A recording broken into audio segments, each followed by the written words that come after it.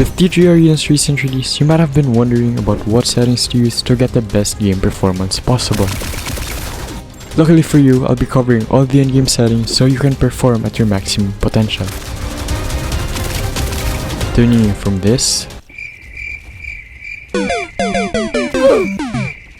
to this.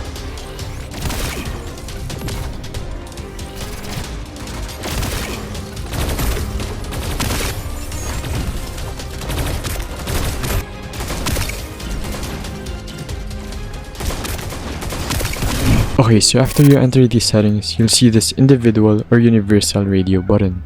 Basically, universal means that the settings you change will be set on all the heroes, while in individual, you can have different settings for each hero. Under that is the sensitivity. Horizontal sensitivity will affect how sensitive your screen is when you swipe left to right. Vertical sensitivity, on the other hand, affects how sensitive your screen is when you swipe up and down. Next, you'll see scope sensitivity. This will be only applied when you use Glorious Assault Rifle or OSA Sniper. Basically, everything here in the control settings will be up to your personal preference. Trust me, you don't need to copy other people's sensitivity settings. Finding out and testing what works best for you would be much better. Down here will be the acceleration options. When you have it as off, you'll have a consistent speed and feel for the sensitivity. This is the most precise option, but that doesn't mean it's the best. Again, this is based on your preference. Distance mode means that the more distance you cover, the more sensitive your screen is. On the other hand, speed mode will depend on how fast you swipe your screen. The faster you swipe, the more sensitive your screen gets. To furthermore understand these three settings, here's a video of me swiping from one point to another while comparing the three of them. If you have it as off, as you can see, it's just a normal experience. If you compare this to distance mode, this is how it will be. As you can see, in distance mode, the crosshair landed further when I swiped at a larger distance compared to off. And lastly, speed mode. The slower you swipe, the lower the sensitivity. The faster you swipe, the faster it gets. I highly recommend spending some time figuring these settings out as it greatly affects your aim.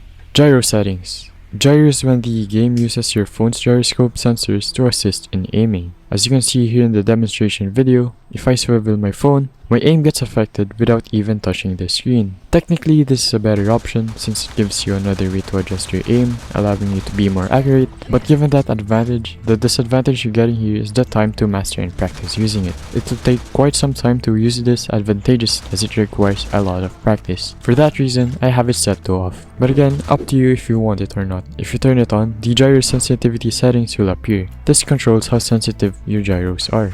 Moving on, let's get to assistive options. The first option here is aiming assist, friction.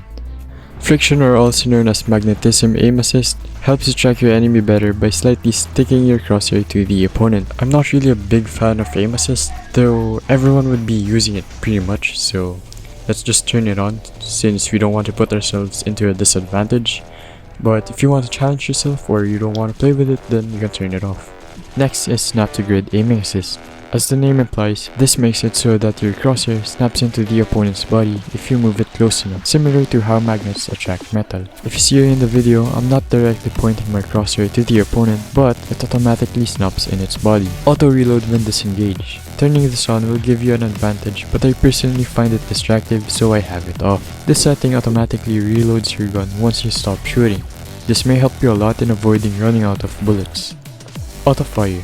This setting is up to you. I would suggest turning it off as it makes the game more enjoyable. Besides, this is a shooter game, you should be the one shooting and not AI. For the last setting in this category, there's free and fixed mode for the movement stick. Having it on free mode will let the joystick move around and follow you where your finger lands. The fixed mode, on the other hand, doesn't let you do that. It will only stay where you put it. To avoid missing the movement stick, set this to free mode.